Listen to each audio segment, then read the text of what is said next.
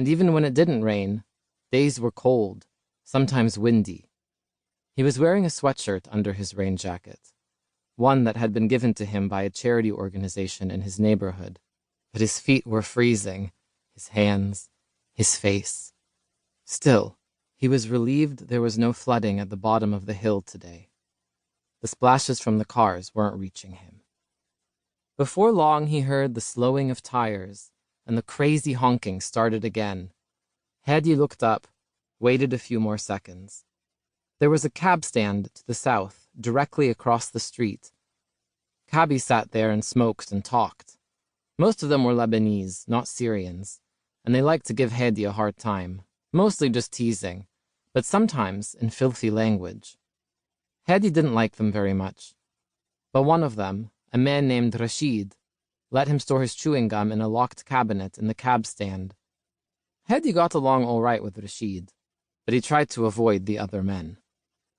Hadi got up, started again. He walked to each car. The drivers stared away from him, or they shook their heads. This time no one cursed him or insulted him, but that didn't matter to Hadi. What mattered was that he sold no gum again.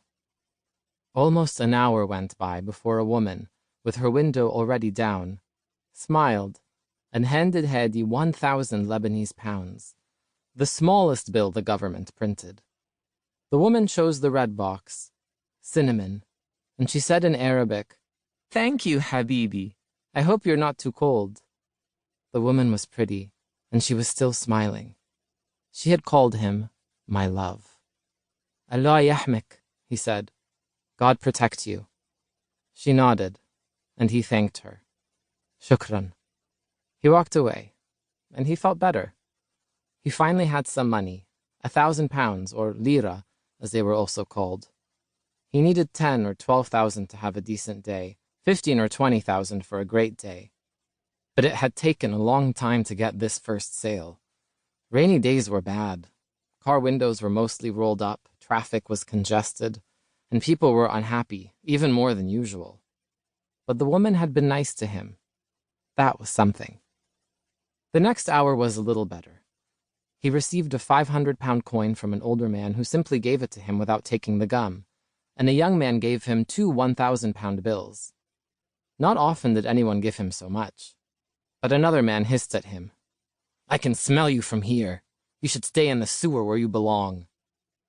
The rain let up after a time, but Hadi still looked at the sidewalk, not at the cars, and he listened for them to stop. Maybe, with the sun peeking out, people would be happier. Maybe more of them would buy from him, but there was no telling. Some days were better than others. "Insha'Allah," his father always said, "God willing." But his father was never happy when Hadi came to him at the end of the day with only 5,000 or 6,000 pounds, God willing or not. That much would buy a package of flat bread and a little rice, but it would leave nothing for other expenses. Hadi and his father had to earn enough each day to buy food for 9 in the Saleh family, but they also had to save each day to pay for rent and electricity. The rent for their single room for a month was 240,000 Lebanese pounds, and there was nothing cheaper anywhere in Beirut. Hadi wished that he could sleep for a little while.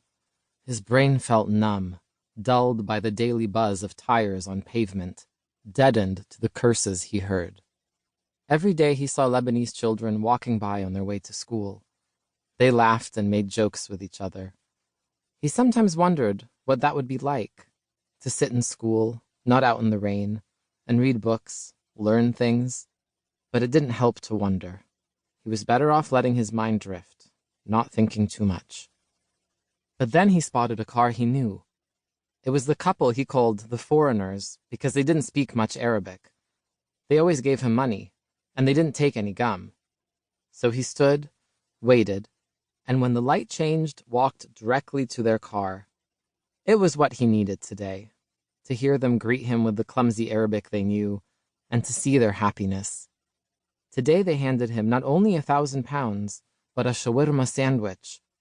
They gave him something to eat fairly often, once a week or so. The foreign man always dressed neatly, looked like a teacher, a grandfather.